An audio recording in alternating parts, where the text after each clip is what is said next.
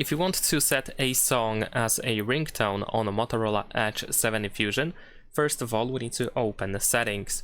Over here in settings we're gonna scroll down just a little bit in order to find sound and vibration. And then in here you should be able to find phone ringtone. You might be able to find the same option twice. You have one for each SIM that you have active on your phone. So if you have just one SIM, you'll find just one phone ringtone, and that is not a problem. Now in here, of course, we have a couple of different sounds that we can set as a ringtone, but if you have a song that you wish to set, then you can press add a ringtone option. And of course, you need to have your song saved on the phone's storage. So you need to get a song on your phone, whether it is by somehow downloading it or something. But if you manage to get the song on your phone, then you should be able to select it from this list.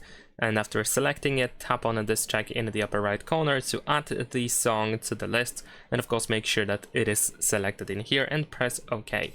And that is pretty much it. Leave a like and subscribe.